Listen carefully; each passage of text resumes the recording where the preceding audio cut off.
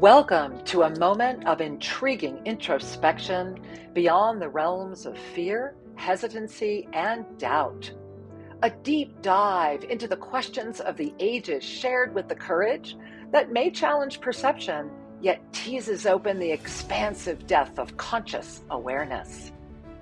This is a rare and unique moment in our collective history. And beyond all sense of dogma, I am Master Lady Kira Ra, promising to call forward the essence of all that you are. Join me as I offer the latest Self-Ascension revelations with supportive wisdom. And why not remember that peace, love, and joy are your birthright?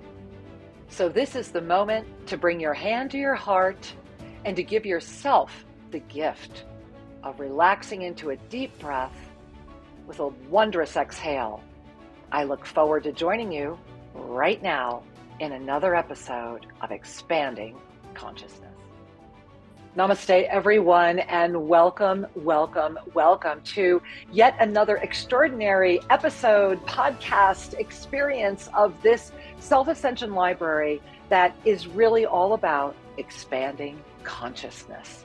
Because that is the moment we are at. That is where humanity has arrived. And as I have the honor each and every week to really put forward this video library, this audio library of this incredible, important information that is for all of you that are ready to receive in the energy beyond that which seeks to limit. I welcome you for finding this moment.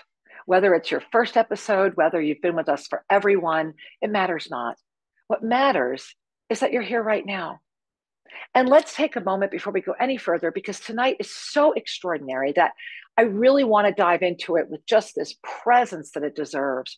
Because tonight we're looking at the quantum alchemies that are weaving right now, which is why even this podcast is possible, right?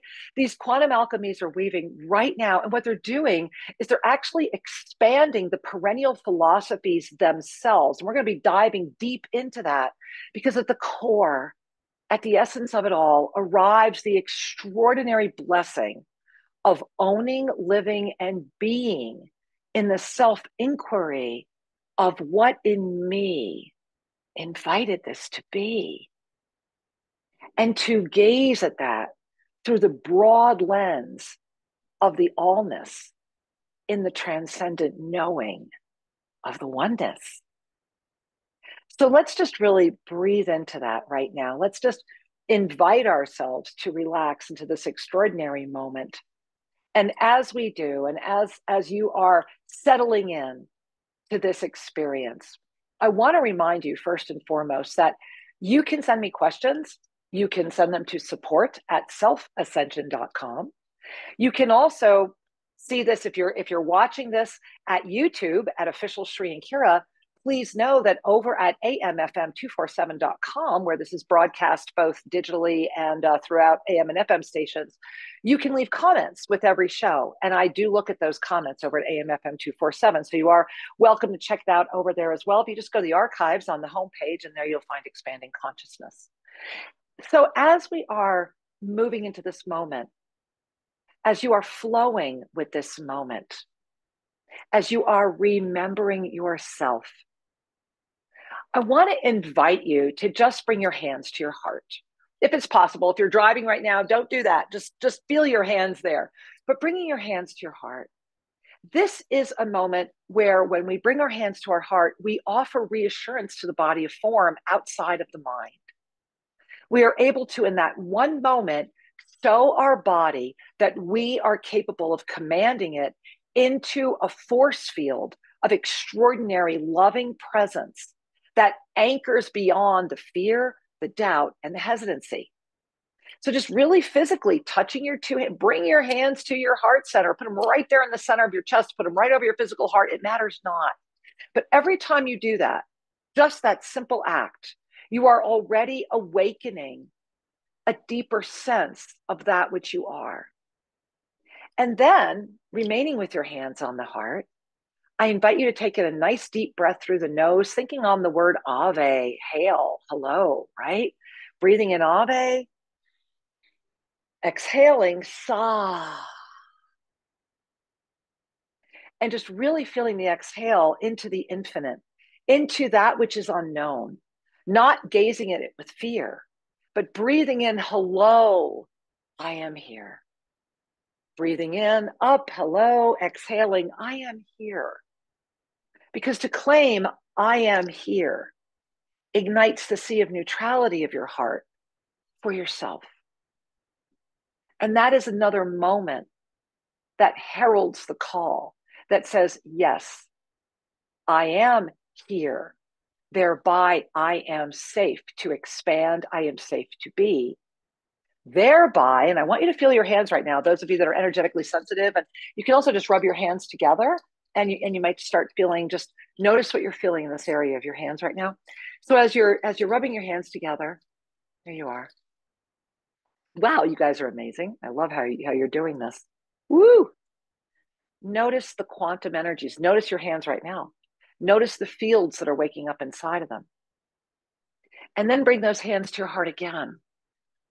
And you allow the head to bow, not because it's something you feel you need to do, because it's just the natural thing to do, to simply walk in the grace of thank you, to exist in a field outside of judgment that can sustain you, where the self-inquiry begins, where what in me invited this to be begins with the celebration of this extraordinary life itself. What in me invited this to be, to have this extraordinarily textured, layered, bountiful life? And to really be with that until the joy of that can come forward, no matter where you are or what is going on around you. To remember, as in the beloved Bhagavad Gita, the good and the perception of the bad, they're the same. It's all this beautiful texture of your quantum essence, of the alchemy that you are capable of commanding, that we are reawakening into your hands right now. Because right now, you feel that again, right there in your hands, you are able to command the alchemies. And I'm going to talk a lot more about that today as well. The Tria prima is rising, and it's rising as a triple of itself. The whole mercury, sulfur, salt, our ability to weave our very existence, right? Pretty exciting stuff. So let's go way back. Let me unpack all that so that you're like, whoa, Kira, where are you going with all of this? Well, let's do it one at a time, shall we? So it all began, continues in our infinite realm of potentiality. And I want to read you a quote from Aldous Huxley, just an extraordinary being. If you don't know who Aldous Huxley was, go look him up. You really want to Google him. So the Gita, this is from Aldous Huxley. The Gita is one of the clearest and most comprehensive summaries of the perennial philosophy ever to have been made. Hence its enduring value, not only for Indians, but for all mankind. The Bhagavad Gita is perhaps the most systemic spiritual statement of the perennial philosophy. Now, you might say, well, gee, Kira, you were just talking about the Gita, and this is perceived as this is perceived. Please remember that I'm a very scholar. I have basically a Gita scholar in all of my extensive years of study and research, and I have taught the Gita through its unlocking of its ascended presence. And if you'd like to learn more about the Bhagavad Gita through its ascended meaning, the meaning for now, go to sriandkira.com and look at our home study library and grab my training on the Bhagavad Gita. But this is not about the Gita, although the Gita is certainly here to help us all expand consciousness. What this is about are the perennial philosophies themselves. These are those eternal pervading truths that are always and ever present, yet unveiling more. You might want to use the word understood more, as consciousness itself up levels through this frequency of potentiality, as we have the opportunity to be able to start really being in the center, in that 0 point field where we're sustaining this torus field of constant creation. The closer we can come to aligning with that, and we can do it while in this body of form, which is what I am modeling for you right now, and what you are capable of doing. So to be able to sustain that is to stay in the center of consciousness as the commander of the rest of the medicines of incarnation, 12 o'clock physical, 3 o'clock emotional, 6 o'clock mental, 9 o'clock spiritual, constantly rotating in all kinds of directions and ways until the cog of the consciousness illuminates this body of form through the yoga of self-ascension, outside of all limitations and perceptions of dogma, all sense of limitation within. And so this is why going and looking at the perennial philosophies right now as the quantum alchemies are weaving, meaning we are all able to command them. I'm going to go back to that. Let's go back to that, which kind of was a kickoff, right? It was very much that moment, that when we really jumped in and said, okay, it looks like this is going to be the potentiality where we're going to be able to make this one happen, right? And so that's what kind of kicked it all off. And here we are, we're in that potentiality that made this all happen. So as we are here in this potentiality right now, in the early part of the first millennium BC. Okay, so this is just get your timeline right there. So we're back in the early part of the first millennium BC.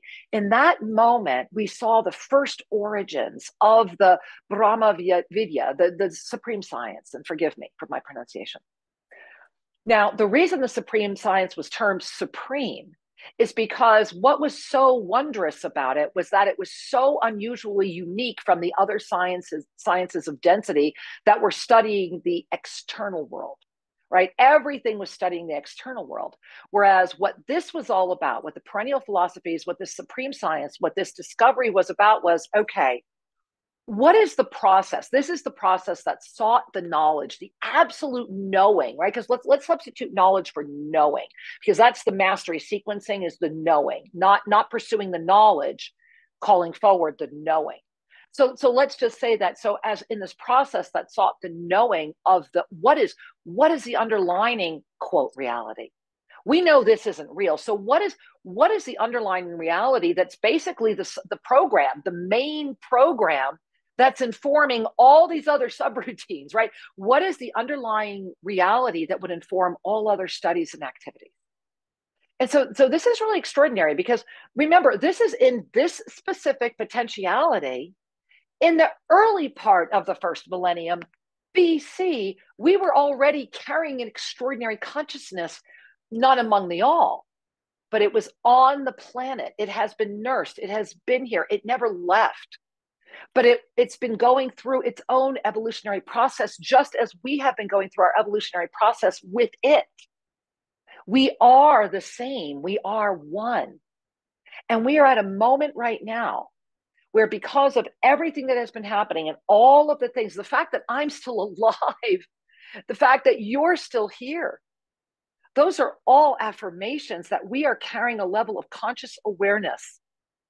And with every breath, I am leaving this library so that whenever you would connect with this, real time, a year from now, 100, whatever, if you are hearing this, if you are seeing this, then it's because your consciousness called you here and you're ready to go beyond where you've been before.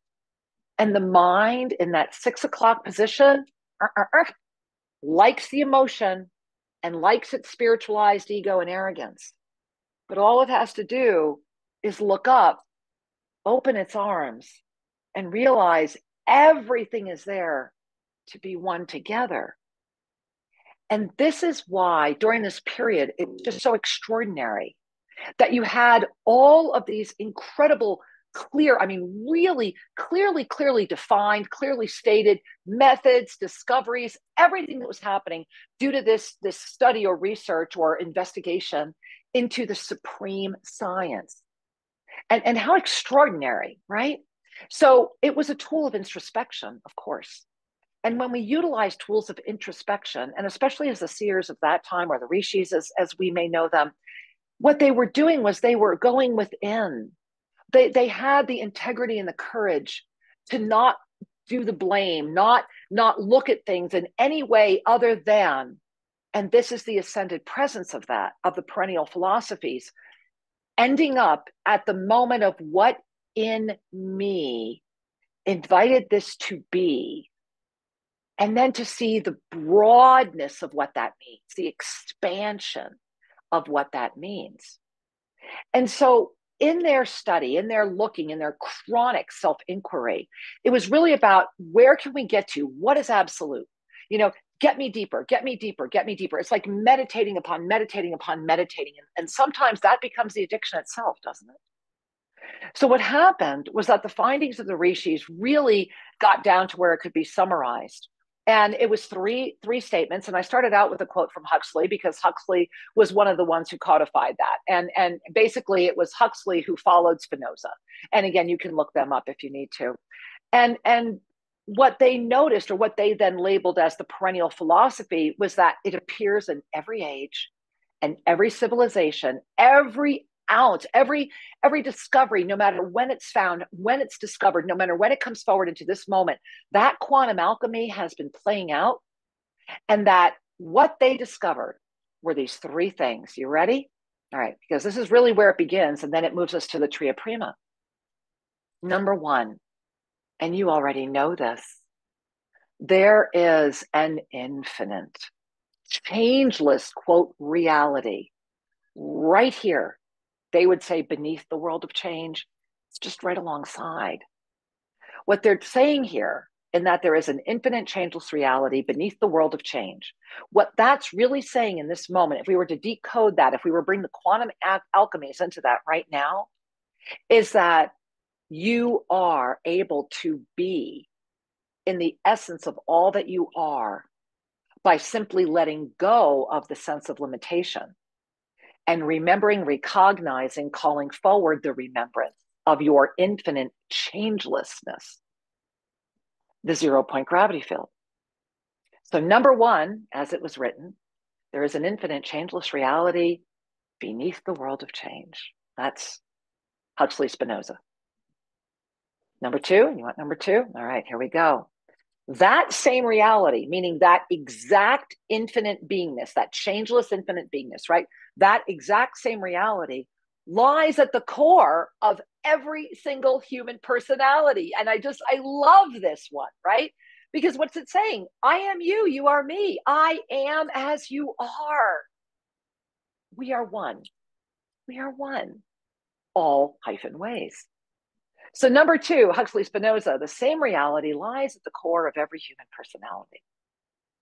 And then it brings us to number three, drum roll please, right?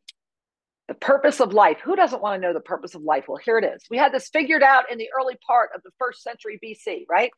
The purpose of life is to discover this reality experientially. Breathe that in, which means to fully realize the divine while here on earth. And this is so important. I'm going to read it just as they wrote it, right? The purpose of life is to discover this reality experientially, which is to fully realize the divine while here on earth. That is the absolute definition of the yoga of self-ascension.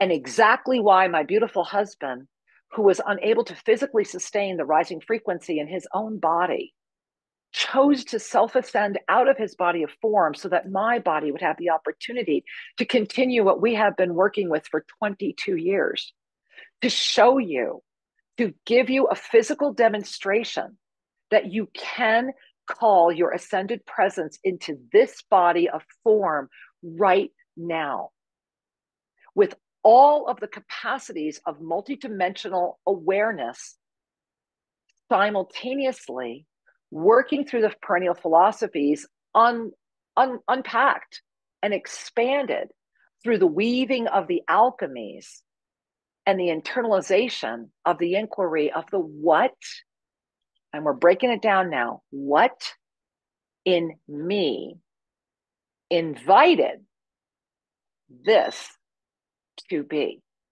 Kind of like follow the bouncing ball, right? What in me invited this to be? So as you're breathing that in, what in me invited this to be? Let's unpack that a little bit before we go to the funness of what that journey gives and how that self-inquiry unfolds. And I do want to share that if you're wanting more, if you really say, okay, wait a minute, I get this, I'm ready to expand more, visit shriandkira.com and jump in to the programs that are happening right now. There's a reason you're connecting with us. Remember that at the end of the day, I'm just a humble minister. And so everything that we do is at extraordinarily, ridiculously affordable pricing because it's not about the money. It is about the donation. Everything is a Shakti exchange because of all the people we feed and the families that we support and the indigenous ones that need homes and water and all of the things we do here. And we're in need.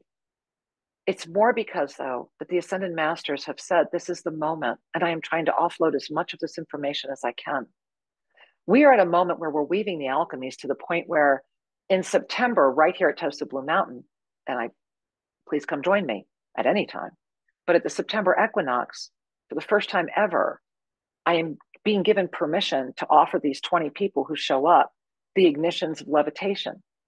And this isn't, I'm not saying this for anything fantastical. I'm saying this because the ability to open those portals is a very rarefied gift. It's not about demonstration. It's not about doing it for show or money. It's about understanding the essence of bilocation so that we can support more at a greater time when more need our support. We are at a moment where the Tria, prima itself, and this is why I want to go back to those perennial philosophies, right? ShriandKira.com, get there. The perennial philosophies in that 1, 2, 3, through that deep dive of self-inquiry, they could have never been obtained in the search of the supreme science without the moving alchemies of the 3 primes. And these 3 prime alchemies have been moving in one way and with a lot of alchemical, I want to use the word mutation for quite a while. However, that was because in that spiral of the 5 medicines, remember 12 o'clock, think of it as a clock, 12 o'clock is the physical body, right? We come right in at 12 o'clock. That's why we always talk about humanity's 12 o'clock hour, because it's about the dissolution of the physical. It's about what's going to happen to these bodies, oh dear God. That's why it's the 12, the physical. There's so much that goes on there. And those of you in the language codes are getting this deep information. And on the 3 o'clock is our emotional body. And our emotional body is the medicine that, remember, is a fall. And please go back and watch and or listen to my broadcast about this. You want to learn about the 5 medicines. And then you have the 3 o'clock that we fall again into the mental. And the mental is like, all right, I'm at 6 o'clock. Give me all you got. If I have to take it all, if I have to control it all, if I have to do it all, I will. And that's when the mind takes over. And 99.9999999, keep going. Offer everything to the mind because it's a false sense of safety. And then the mind becomes conditioned on what makes you feel safe, but all of it is done through the fall into it. And then at some point, usually in this realm of experience, a polarity experience, you look up and you go, oh, spirituality or religion or whatever way spirituality is yours to claim. And that's a lift from the mind. And it helps bring us up. And it's when we get into that spirituality that many get stuck and they don't bring it back into the physical body again, because the ego, the spiritualized ego, really likes the fact that you've really clung to something that can control you other than the mind, but it's the same energy. And remember that the spiritual is directly across from the emotional. So the spiritual and the emotional are constantly going to be playing off each other, as are 12 o'clock and 6 o'clock, the physical and the mental, until you step in the middle. And that's where the Tria Prima comes in right now. So what is the Tria Prima? Well, at the end of the day, the Tria Prima is anima spiritus corpus. That's Latin, and it's Latin for soul, spirit, and body, respectively. So remember that each one of those, this beautiful concept of the spirit, soul, and the body, all of that is radiating through the Tria Prima. And the way that the Tria Prima comes to us is through the elements, of salt, sulfur, and mercury. And we are alchemically learning how to spin each one of those independently again as they are currently expanding. And please go get one of the journeys at ShriandKira.com. I really want you to hear more about this. But they are all expanding right now into the essence of the 3 times 3. And we are in a moment of creation that is extraordinary. So remember that very, very quickly, salt is basically the body, the solid, the physical. But salt also can melt. Salt becomes, can deteriorate. So it's, salt is very much about that which is transient. And that the energy of the sulfur is meant to represent the fire, the soul, the burning blue, the beautiful blue, and the energy of that energy of really being able to look at the fire of life and be in the essence of the soul as the fire of your life, right? And then that beautiful Mercury is oftentimes some say mind, some say spirit. However, remember, Mercury flows, little drops of Mercury. Remember those old-fashioned thermometers, as you're as old as me, right? Flexible, Mercury bends, it takes on different shapes, it shifts, and it's very much a bridge. It's a bridge between this physical form and that essence, that beautiful, beautiful essence, that sulfur essence. So this is why the Tria prima carries these three elements. It's that trio. It's that energy. It's that understanding of the body, the soul, and the spirit, which is the alchemical presence and the reason that these elements are so important. Because sulfur in the elementals is fire, and Mercury is the air, right? Constantly flowing, always around you. And salt is that earth and the water, right? Think about salt water, the distillation of bringing that in. And in the Trinity, sulfur is very much the Holy Spirit, whereas Mercury is that father or that masculine energy, and the salt is like the sun energy. And you might say, well, where does the feminine come in? The weaving. And that's why this is so important. Because right now, we are weaving all of the quantum alchemies. And if you're catching this in real time or anytime, know that in 2024, in the month of June, and specifically at the June solstice, a new frequency is rising. An open gateway of consciousness is coming in, and it's calling everyone back into the sacred sequencing of their own alchemical mastery. And this is where the fields of Mercury, sulfur, and salt as the Tria prima are amplifying beyond the perspective of the limitation. And you're being reminded that everything is possible and that magic is real, that you have done this before, and that you are the commander of the ship.